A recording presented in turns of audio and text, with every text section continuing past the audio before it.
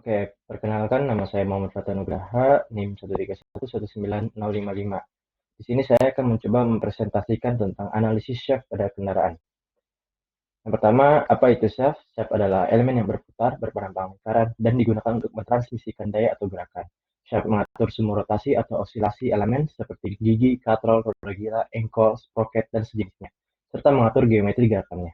Kekuatan yang dibutuhkan shaft untuk menahan tekanan beban mempengaruhi proses pemilihan materi yang cocok dan bagaimana cara merawatnya. Peningkatan perlakuan panas yang signifikan dan kandungan paduan yang tinggi tidak menjamin kualitas dari shaft itu sendiri. Sifat mekanik dari material berkaitan dengan kekuatan dan ketahanan terhadap besarnya distribusi gaya dari luar pada saat digunakan.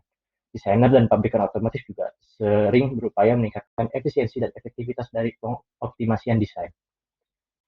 Nah, meskipun demikian, kegagalan atau kerusakan shaft masih banyak disebabkan oleh kecelakaan ataupun bukan kecelakaan. Kegagalan akibat suatu peristiwa biasanya terjadi ketika beban melebihi kekuatan dari komponen shaft atau struktur shaft itu sendiri. Misalnya, efek beban kejut, impact, beban berlebihan atau overload, dan lain-lain. Sementara itu, kegagalan akibat bukan kecelakaan dipicu oleh masa pakai yang telah melampaui kalkulasi desain. Beban bolak-balik pada shaft akan mengakibatkan kelelahan pada material shaft, sehingga shaft mempunyai kemungkinan untuk mengalami kegagalan. Kegagalan akibat lelah dapat diminimalkan dengan peningkatan kekuatan dari material shaft itu sendiri. Material yang digunakan untuk membuat sebuah shaft harus memenuhi karakteristik seperti shaft harus mempunyai kekuatan yang tinggi, shaft harus mudah untuk dilakukan machining, dan shaft harus memiliki faktor sensitivitas takikan yang rendah. Banyak shaft yang terbuat dari baja karbon rendah, cold round atau hot rolled steel, seperti baja ANSI 1020-1050. Dalam praktik pemilihan material untuk pembuatan shaft adalah memulainya dengan memilih baja yang mempunyai harga yang murah, kandungan karbon sedikit atau sedang, untuk dimasukkan ke dalam perhitungan desain pertama kalinya. Jika gaya yang diaplikasikan membuat desain perhitungan shaft terdefleksi, maka material bisa diganti dengan yang lebih kuat untuk mengatasi defleksi tersebut. Biaya dan ketercapaian pengaplikasian harus seimbang, sehingga ukuran shaft dapat dihitung dengan baik.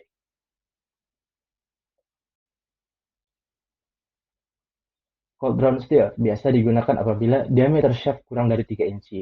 Area yang tidak dipasangkan suatu komponen pada shaft dapat tidak dilakukan proses machining. Sementara itu, hot rolled steel perlu dilakukan proses machining di seluruh area shaft. Dalam kasus shaft yang lebar yang membutuhkan banyak pemindahan material, tegangan sisa dapat menyebabkan lengkungan. Jika konsentrisitas sangat penting, maka mesin yang cocok digunakan adalah mesin kasar. Kemudian dilakukan heat treatment untuk menghilangkan tegangan sisa dan meningkatkan kekuatan. Kuantitas produksi merupakan kunci yang cukup penting dalam pemilihan jenis material. Dalam kasus permintaan yang rendah, pembubutan adalah metode yang paling cocok. Untuk laju produksi tinggi, memungkinkan untuk menggunakan metode pembentukan konservatif volume. Case iron dapat dipilih jika jumlah keluarannya besar dan roda gigi harus dicor seluruhnya dengan shaft. Sifat dari sebuah shaft sangat bergantung dari metode shaft itu dibuat: cold working, cold forming, rolling, heat treatment, quenching, agitation, and tempering. Selanjutnya adalah cara shaft itu diproduksi.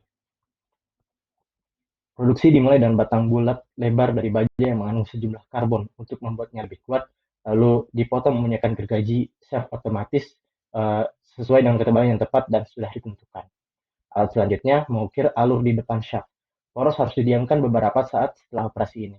Kemudian shaft dimasukkan ke dalam mesin yang bekerja untuk membuat lubang tempat peluru masuk untuk dapat mengalir saat shaft bekerja. Shaft akan dimasukkan ke tungku untuk mendapatkan perlakuan panas heat treatment. Heat treatment akan memperkuat baja ketika tungku mencapai temperatur tertentu, karbon disuntikan ke dalam dan diserap oleh shaft, sehingga akan menjadi lebih kuat lagi. Selanjutnya adalah quenching, yaitu perlakuan yang dilakukan pada baja dengan penerapan pendinginan cepat setelah pemanasan pada temperatur tinggi. Quenching digunakan untuk mengubah kekerasan baja. Ada banyak bentuk quenching tergantung pada kondisi pendinginannya. Quenching menggunakan oli, quenching air, dan quenching semprot. Setelah quenching, penempaan harus diterapkan untuk mengembalikan kekuatan pada baja yang dapat menjadi rapuh. Dilakukannya tempering setelah quenching bermaksud agar kekerasan tidak meningkat terlalu tinggi karena quenching, sehingga mencegah shaft menjadi getas. Selanjutnya setelah itu merendam shaft dengan minyak, dan efeknya adalah mengeraskan baja tersebut. Langkah terakhir adalah grinding, karena setelah dilakukan heat treatment, baja akan mengalami distorsi, sehingga grinding dapat mengembalikannya ke spesifikasi ukuran yang tepat agar bearing bisa terpasang dengan baik. Sekian presentasi dari saya. Terima kasih.